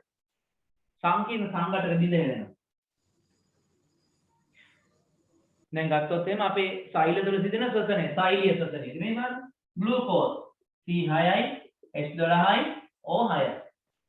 මෙයාත් එක්ක එකතු වෙන ඔක්සිජන්. එකතු වෙලා මොකද වෙන්නේ? මෙයා කැඩෙනවා. කැඩිලා හැදෙනවා මොනවද? CO2 ධන H2O පිට වෙනවා. ශක්තිය නැකනේ මේක අපවෘත්තීය ක්‍රියාවලිය. අපවෘත්තීය ක්‍රියාවලියේදී මොකද වෙන්නේ? කාබන් ඩයොක්සයිඩ් සහ ජලය අපද්‍රව විදියට හැදෙනවා. ශක්තිය තමයි ඵලය. ඒක තමයි අපිට අවශ්‍ය. හොඳට මතක තියාගන්න අපවෘත්තීය ක්‍රියාවලදී සංකීර්ණ සංඝටක බිඳ වැටිලා ශක්තිය නිෂ්පාදනය වෙනවා. එතකොට අපි මොකක් හරි ක්‍රියාවක් කරද්දී අපි වැඩ කරනකොට දැන් මම මේ උගන්වනකොට හරි අපි දුවනකොට අපි ගස් නගිනකොට ආන් මේ වගේ වැඩවලදී වැඩිපුරම සිදු වෙන්නේ මොකද්ද? අපවෘත්තීය ක්‍රියාව. අපවෘත්තීය ක්‍රියාවන් සිදු වෙලා ඒකේ ගබඩා වෙච්ච සංකීර්ණ සංඝටක තුළ ගබඩා වෙච්ච ශක්තිය එළියට ගමන් කරනවා. ඒ සංකීර්ණ සංඝටකයේ බිඳ වැටලා ශක්තිය පිටවීම සිදු වෙනවා. එතකොට අපවෘත්තීය ක්‍රියා හැම එකකදීම සිදු වෙන ශක්තිය පිටවීම. එතකොට සංවෘත්තීය කියලා කියන්නේ දැන් ප්‍රභා සංශ්ලේෂණයම ගන්න පුළුවන් සංවෘත්තීය. හරි සංවෘත්තීය. ඒක මොකද? CO2 ධන H2O හැදෙනවා C6H12O6 ධන O2. අන්න බලන්නකො. සරල සංඝටක දෙකක් ආලෝක ශක්තිය යොදාගෙන සංකීර්ණ සංඝටකයක් බවට පත් වෙනවා. දැන් මේකට ශක්තිය තියෙනවා. අපි ශක්තිය ලබා ගැනීම සඳහා ගන්න ග්ලූකෝස් නේ. ඒ කියන්නේ කාබෝහයිඩ්‍රේට් නේ. අපි ගන්න පිෂ්ඨ ආහාර බව අවසානයේ මේක බවට පත් වෙනවනේ. හරි. එහෙනම් හොඳට මතක තියාගන්න. එතකොට සංවෘත්තීය සහ අපවෘත්තීය කියන්නේ මොනවද කියලා. හරි. ලියා ගන්නකෝ ඊට පස්සේ පරිවෘත්තීය කියන්නේ මොකද්ද කියලා. පරිවෘත්තීය කියන්නේ මේ සංවෘත්තීය සහ අපවෘත්තීය ක්‍රියාවන් සියල්ලේම එකතු. ජීවි දේහ තුළ සිදුවන සියලුම සංවෘත්තීය ක්‍රියාවන්. ඒ කියන්නේ සරල දේවල් එකතු කරලා සංකීර්ණ ද්‍රව්‍ය හදලා ශක්තිය ගබඩා කිරීමේ ක්‍රියාවලිය. ඒ වගේම සියලුම අප්‍රවෘත්තීය ක්‍රියාවන්. ඒ කියන්නේ සංකීර්ණ සංඝටක බිඳහැරලා ශක්තිය පිට කිරීමේ ක්‍රියාව. මේ සියල්ලම එකතුව එකට ගත්තම අපි ඔකට කියන්නේ පරිවෘත්තීය කියලා. ඔය ඔක්කොම එකට ගත්තම තමයි පරිවෘත්තීය කියලා අපි කියන්නේ. ප්‍රශ්නයක් ලියා ගන්නකො. ප්‍රශ්නයක් ලියාගෙන පරිවෘත්තීය කියන්නේ මොකක්ද කියලා ලියා ගන්න. පොත අරන් ලියා ගන්න මෙහෙම ප්‍රශ්නයක්. සංවෘත්තීය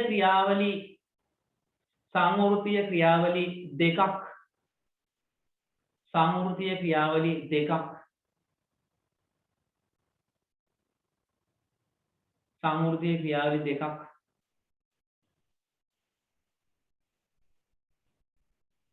සහ අපවෘත්තීය ක්‍රියාවලිය එකක්. එතකොට අපවෘත්තීය ක්‍රියාවලිය එකක් සඳහා උදාහරණ ලියන්න.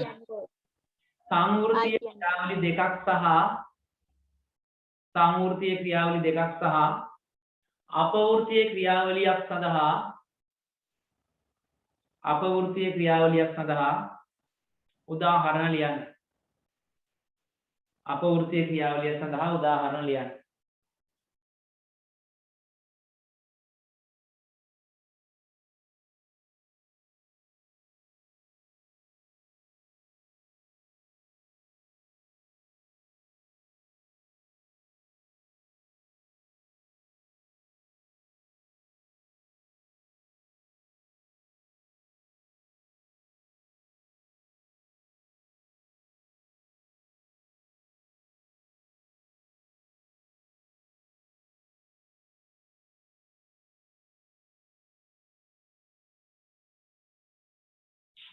හරි අපි ඊළඟට තියෙන්නේ ඊළඟ එක තමයි චලන.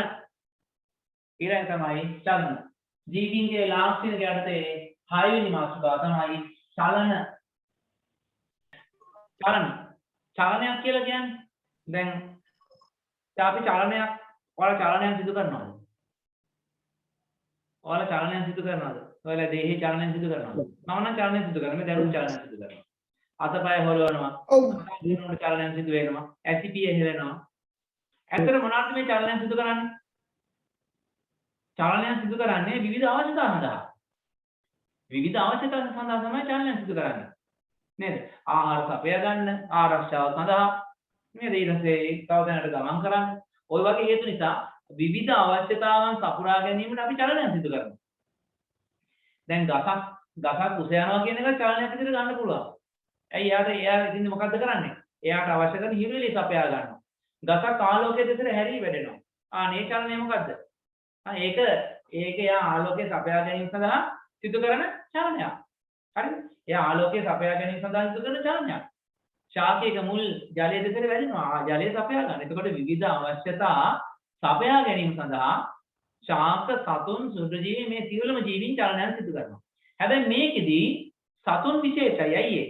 සතුන්ට පුළුවන් තමන්ගේ සිරුර සම්පූර්ණයෙන් චලනය කරන්න. තමන්ගේ සිරුර එක තැනකින් තවත් තැනකට සම්පූර්ණයෙන් චලනය කරන්න පුළුවන්. අපි වල කියන සංචරණය කියලා.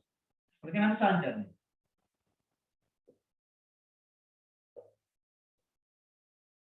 ඔකට කියන සංචරණය. හරි. එතකොට ශාකවල සංචරණය කරන්න බෑ. එයා පොළොවට තවි වෙලා ඉන්නේ. ඒ නිසා සංචරණය කරන්නේ එයා දේහින් කොටසක් අතර චලනය සිදු කිරීම කරනවා. එතකොට ඒකසෛලික ජීවීක් ගත්තොත් ඒකසෛලික ජීවීක් ගත්තොත් ඇමීබා. ඇමීබා සංචරණය කරන්නේ කොහොමද? ඇමීබා සංචරණය කරන්නේ කොහොමද? ව්‍යාජපාද. ඊළඟට පැරමීසියම් සංචරණය කරන්නේ කොහොමද? අක්ෂම. එයාගේ වටේ තියෙන චුටි චුටි කෙඳි ගොඩක් අක්ෂම. ඒවුග්ලිනා සංචරණය කරන්නේ කොහොමද? කසිකාව. කසිකාව පොඩි නැට්ටක් වගේ තියෙනවා නේ කසිකාවම. නේද?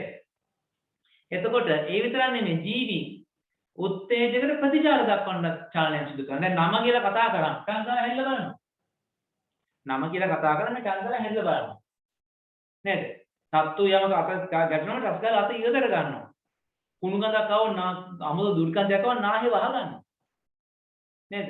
කවුරු හරි අඹ ගෙඩියක් අමු බාගෙට ඉදිච්ච අඹ ගෙඩියක්. ඒ කියන්නේ අර සුදු පාට අමු එක නෙමේ යන්තම් කහ පාට වීගෙන අඹ ගෙඩියක්. කවුරු හරි මොකද කරන්නේ? ඕක අරගෙන නැට්ට කරලා අරගෙන ගහක ගහලා මේක කෑලි කඩලා ලුණුයි මිරිසුයි එක්ක ලුණු කුඩුයි මිරිසුයි ලුණු කුඩුයි මේ මිරිස් කුඩු එකට දාලා අපිට ගගා කනවා කවුරු හරි. අපි දාගිනවා මොකද වෙන්නේ? කියනකොටත් දැන් කටට කෙලවෙනවානේ සමහරුන්ගේ. මට පේනවා දැන් ලෙව කනවා. කෙල දිනවා නම් දැක්කා. මට පේනවා. හරිද? එතකොට බලන්න ඒක ඇස් දෙකෙන් දැක්කත් ඒ කියන්නේ කන් දෙකෙන් ඇහුවත් කටට කෙලවෙන එකේ ඇස් දෙකෙන් දැක්කම අනිවාර්යෙන් කටට කෙලවෙනවා. හරිද? එතකොට කෙල ගිනවා නේ. ඒක චලනයක් සිදු වෙනවා. නේද? ඒක උත්තේජ වල ප්‍රතිචාර දක්වනවා. දැන් බල්ලෙක් බුරාගෙන පයින්නකොට අපි කෑ ගන්න දුවනවා. නේ ඒ උත්තේජ වල ප්‍රතිචාර දක්වනවා. අපි චලනයක් දක්වනවා. හරි? එහෙනම් මතක තියාගන්න දැන් විවිධ අවශ්‍යතා සපයා ගැනීමට ඒ වගේම උත්තේජ වල ප්‍රතිචාර දැක්වීම සඳහා දේහයේ චලන සිදු වෙනවා. ශාක දේහයේ කොටසක් විතර චලනය කරනවා. ඒ වගේම ඔජ්ජීවීන් කියන්නේ එහා මෙහා ගමන් කරන්න බැරි කොරල් ගුහුබාව මුහුදු මාළවයි කට්ටිය. එයාගේ දේහයෙන් කොටසක් විතර චලනය කරනවා. හැබැයි සතුන්ට පුළුවන් සුද්ධ ජීවීන්ට පුළුවන් මොනවා කරන්නද? එයාගේ දේහය සම්පූර්ණ එක තැනක ඉඳන් තවත් තැනකට ගෙනියන්න. සංචරණය කිරීමේ හැකියාව තියෙනවා. ඔන්න ඕකට අපි කියනවා චලනය කියලා. එහෙනම් මතක තියාගන්න මොකද්ද? ජීවීන් විවිධ අවශ්‍යතා සපයා ගැනීම සඳහා හරි ජීවීන් විවිධ අවශ්‍යතා සපයා ගැනීම සඳහා එහෙම නැත්නම් උත්තේජ වල ප්‍රතිචාර දැක්වීම සඳහා එයාගේ දේහයේ කොටසක පිහිටීම වෙනස් කරනවා. එහා මෙහා චලනයක් සිදු කරනවා. සමහර ජීවීන් එකතැන ඉන්නවා. බොහෝ සතුන් සහ සුදු ජීවීන් එහා මෙහා ගමන් කරනවා. හරි ඒක තමයි අපි චලනය කියන්නේ. ඒතකොට චලන වර්ග තියෙනවා. චලන වර්ග අපි ඉගෙන ගත්තා 9 පන්තියේදී. 9 පන්ති ඉගෙනගෙන තියෙනවා මම ඔයාලට උගන්වලා තියෙනවා ගිය අවුරුද්දේ. හරිද? එකක් තමයි ප්‍රභාවර්තී චලන. අනිත් එක ගුරුත්වාවර්තී චලන. ඊළඟ තියෙනවා ජලාවර්ති, ස්පර්ශාවර්ති, රසායනාවර්ති වගේ විවිධ ඊළඟ සන්නමන චලන, ප්‍රභා සන්නමන චලන, ස්පර්ශ සන්නමන චලන ඔන්න ඔය වගේ තියෙනවා. හරිද? ඒක මම ඔයාලට ගෙදර වැඩක් විදිහට දෙනවා. ඔයාලා හොයලා ලියන්න ඕනේ ශාක චලන. හරි? ශාක චලන වල තනියම ඔයාලා ලියන්න. මම දැන් ඔයාලට ලියනවා චලනය කියන එක ලියා ගන්න දෙනවා. ඊට පස්සේ මම ප්‍රශ්නයක් දෙනවා. ඒ ප්‍රශ්නෙට ඔයාලා අනිවාර්යෙන් උත්තර ලියන්න ඕනේ. හරි? ඒ ප්‍රශ්නේ උත්තර ලියන්න ඕනේ. හොරට ඉන්න එපා ගෙදරට වෙලා. හරිද? අනිවාර්යෙන් උත්තර ලියන්න. හරි එහෙනම් අපි ඉක්මනට චලනය කියන්නේ මොකක්ද කියලා ලියන්න. ඔය ටික ඔක්කොම ලියා ගන්න. ඔයාලා එතකොට ඔන්න ඔය ටික උදාහරණ ලියන්න. ශාක දක්වන චලන, ප්‍රභාවර්ති චලන වල උදාහරණ ලියන්න ඕනේ. ගුරුත්වාවර්ති චලන වල උදාහරණ ලියන්න ඕනේ. ජලාවර්ති චලන වල උදාහරණ ලියන්න ඕනේ. ස්පර්ශාවර්ති චලන වල උදාහරණ ලියන්න ඕනේ. රසායනාවර්ති චලන වල උදාහරණ ලියන්න. එක එක ලියලා තියෙන්න ඕනේ. තනියෙන් ලියන්න ඕනේ. හොයාගන්න අනිවාර්යෙන් 9 අතර පොත බලන්න. 9 අතර ටියුට් ටික ඔයාලා බලන්න. බලලා ඉවර වෙලා ඔකට උදාහරණ ටික හොයාගෙන ලියන්න ඕනේ. ඔයිට අමතරව තව අවශ්‍ය කරන තව තියෙනවා ශාක චලන. ඒවා මම ඔයාලට ස්පීඩ් ටෙස්ට් එකක් විදිහට, ඒ කියන්නේ ශ්‍රේණික ඇගේන් ප්‍රශ්න පත්‍ර දුන්නානේ. ආන්ගේ ප්‍රශ්න පත්‍රයක් විදිහට එවනවා. හරි. එතකොට ඊළඟ කොටස ප්‍රජනනය. 7 වෙනි එක ප්‍රජනනය. ජීවිගේ ලක්ෂණ වලින් 7 වෙනි එක ප්‍රජනනය. 7 ප්‍රජනනය. එතකොට ප්‍රජනනය කියන්නේ මොකද්ද? ප්‍රජනනය අපි සරලව දන්නවනේ. මොකද්ද ප්‍රජනනය කියන්නේ? කවුරු ඉන්න කෙනෙක් දන්න කෙනෙක් කියන්නේ ඉක්මනට? බිහි කිරීමේ ක්‍රියාවලිය. ඔව්. පරම්පරාව බිහි කිරීමේ ක්‍රියාවලිය. ඒ කියන්නේ ඒකසෛලික ජීවියෙක් වෙන්න පුළුවන්, බහුසෛලික ජීවියෙක් පුළුවන්. තම වර්ගයාගේ ඉදිරි පැවැත්ම සඳහා අන්න මතක තියාගන්න. නැත්නම් මේ නිකන් නෙමෙයි, තම වර්ගයාගේ ඉදිරි පැවැත්ම සඳහා නව පරම්පරාව බිහි කිරීමේ කාර්යාවලිය. එහෙම නැත්නම් ක්‍රියාවලිය. නව පරම්පරාව බිහි කිරීමේ කාර්යාවලිය එහෙම නැත්නම් ක්‍රියාවලිය ප්‍රජනනය කියලා කියනවා. මේ ප්‍රජනනයේ ආකාර දෙකක් තියෙනවා. මේ ප්‍රජනනයේ ආකාර දෙකක් තියෙනවා. එකක් තමයි ලිංගික ප්‍රජනනය.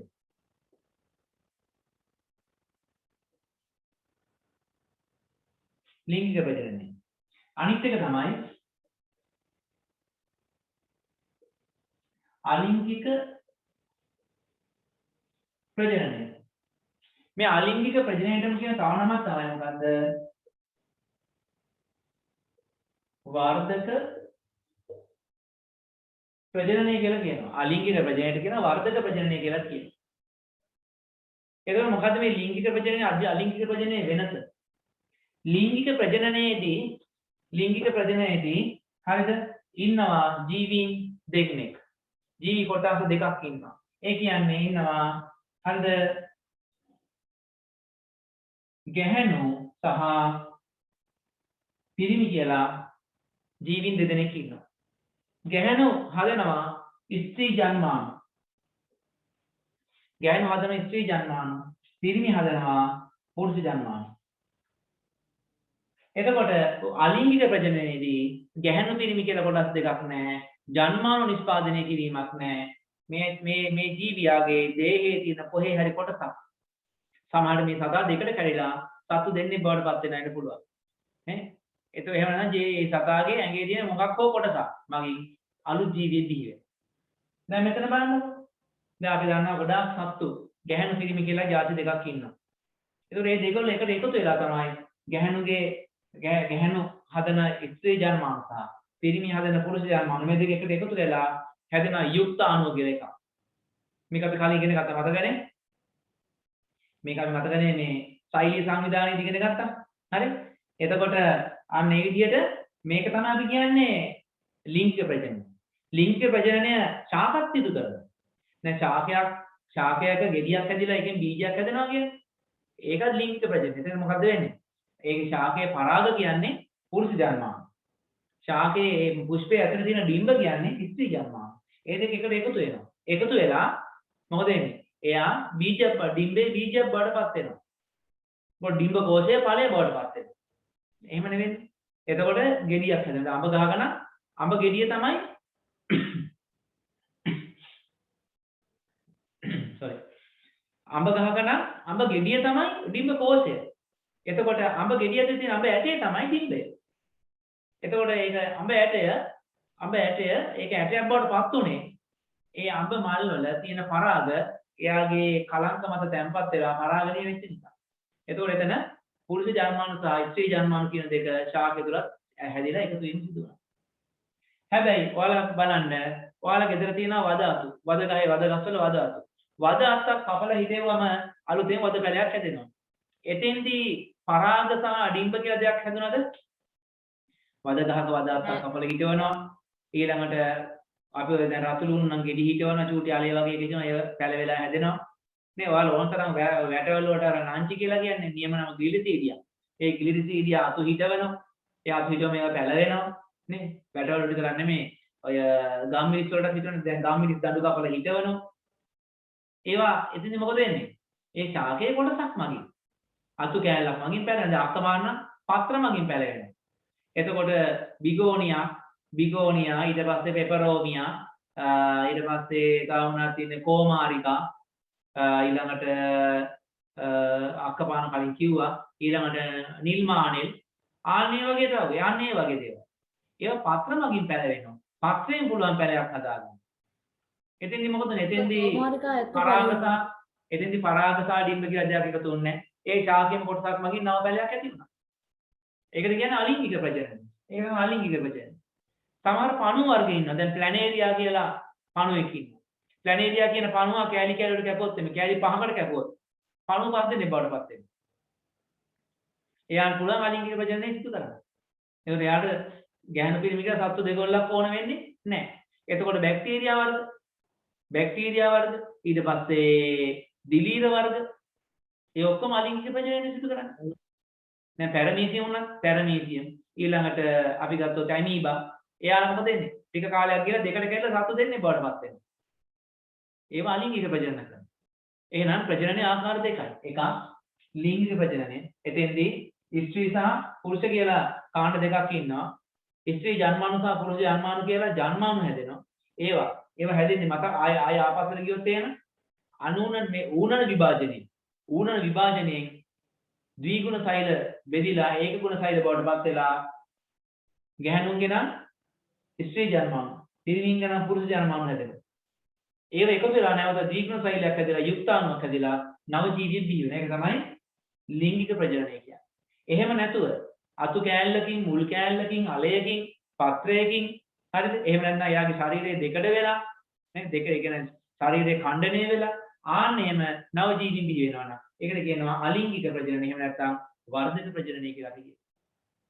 එහෙනම් ප්‍රජනනයේ ආකාර දෙකක් තියෙනවා. ප්‍රජනනය කියන්නේ සරලව ගත්තොත් එහෙම කලින් කිව්වා ඒකසෛලික ජීවීන් හෝ බහුසෛලික ජීවීන් තම වර්ගයාගේ ඉදිරි පැවැත්ම සඳහා නව පරම්පරාව බිහි කිරීමේ කාර්යාවලිය එහෙනම් ක්‍රියාවලිය අපි කියනවා ප්‍රජනනය කියලා.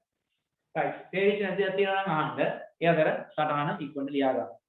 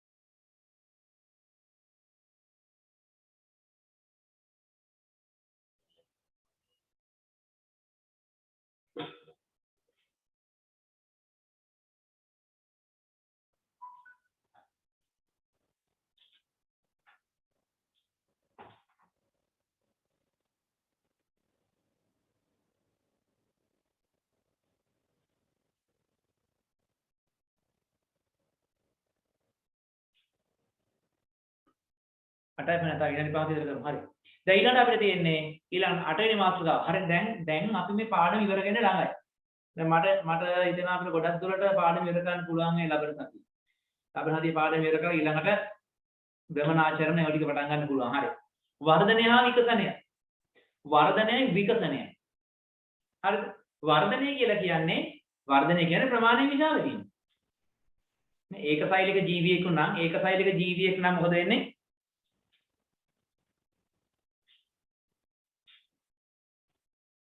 ඒකසෛලික ජීවියෙක් නම් මෙන්න මෙයාගේ පොඩි දින්න ජීවියා ටික ලොකු වෙනවා.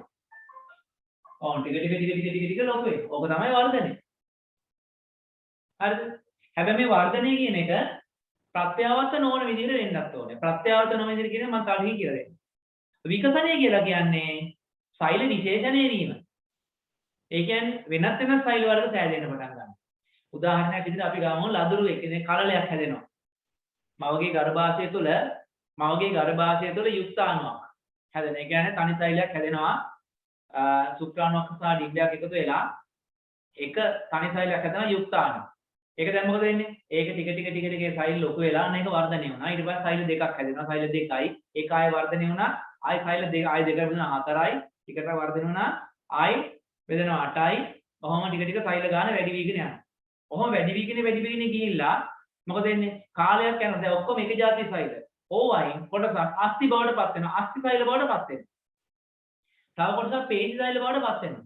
තව කොටසක් ස්නායු සෛල බවට පත් වෙලා මොළය ඒ සියල්ල හැදෙන්න පටන් ගන්නවා. හරිද? තව කොටසක් මේ සමේ සෛල බවට පත් වෙනවා. හරිද? ඊළඟට ඒ විදිහට විවිධාකාර දැන් අතපය හරි ඊට පස්සේ මේක ඇතුලේ ඉන්ද්‍රියන් හැදෙනවානේ ආමාශය, අප්මාව, අග්න්‍යාසු අනමන ඔක්කොම සියල්ලම හැදෙනවානේ. වකුගඩු මේ සියල්ලම හැදෙනවානේ. එතකොට මේ සියල්ලම හැදුනේ අර කලින් හැදිච්ච මූලික සෛලයෙන්.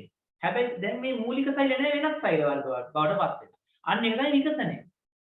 ඒ කියන්නේ වෙනත් ඉන්ද්‍රියන් බවට පත් වෙන එක සෛල විශේෂණය වීම කියලා අපි කියන්නේ. ඒ වෙනත් වර්ගයේ සෛල හැදෙනවා. ඒක තමයි විකසනය.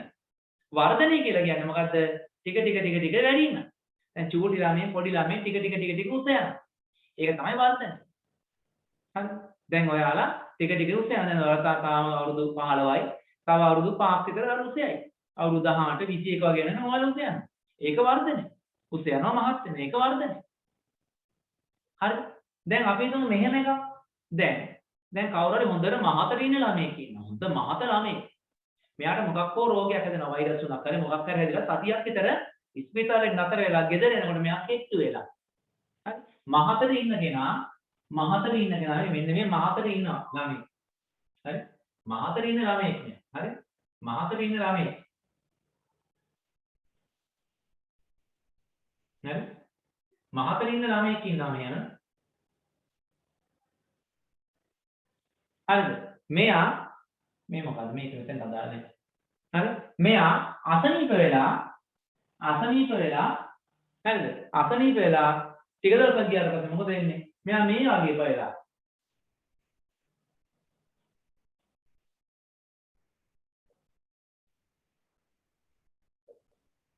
ඕම වෙනවා. කෙට්ටු වෙනවා. මහත් වෙච්ච එක නම් කෙට්ටු වෙනවා. දැන් ඊට පස්සේ ටික දවසක් යනවා මෙයා කාලා හොඳට ආයතරයක් මොකද වෙන්නේ? මේ තත්ත්වෙට මහත් වෙනවා. ඒක වර්ධනය නෙමෙයි. හානික වද තියාගන්න. ඒ කියන්නේ වර්ධනය වීමක් නම් ඒක ආපස්ස තිබ්බ තත්ත්වෙටපත් වෙන්නේ නැහැ. ඒ කියන්නේ දැන් මෙයා අසනීප වුණා කියලා. මෙයා මිදි වෙන්නේ නැහනේ. නොකනෝ බීජය කියලා මිදි වෙන්නේ නැහැ. උස ගිය කෙනා ඒ උසම තියෙනවා. අඩි 5ක උස ගිය කෙනා අසනීප වුණා මොනවා වුණා කියලා නෑ. ඒක උස ගිය ගාන ඒ ගාන. අන්න ඒක උස යාම කියන්නේ වර්ධනයක්. මහත් වීමත් වර්ධනයක් තමයි. හැබැයි මහත් වීම හරිද? කොච්චර කෙට්ටුණත් ඇඟේ යම්කිසි ප්‍රමාණයක් තියෙන ආන්ගේ මහත් වීම. ඒ කියන්නේ අස්ථි වල පල්ලක් එනවනේ. ආන් ඒක තමයි අපි කියන්නේ ඒකේ වර්ධනය. එතකොට මෙන්න මේ විදිහට හරිද? ප්‍රත්‍යාවර්ත නොවන ලෙස තමයි යාගේ වර්ධනය සිදු වෙන්නේ. ඒක තමයි වර්ධනය කියන්නේ. විකසනය කියන එක තමයි මොකද්ද? සෛල විශේෂණය වෙලා වෙනත් ඉන්ද්‍රියන් හැදෙනවා. ඒ කියන්නේ සෛල සංකීර්ණභාවයෙන් ඉහළ යනවා. කාලයක් වර්ධනය වන හෘදය, වකුගඩු, අක්මා වගේ දේවල් හැදෙන එක ආන්න එක අපි කියනවා මොකද්ද? විකසනය කියලා කියනවා. හරි ඉක්මනට ලියා ගන්න වර්ධනය හා විකසනය.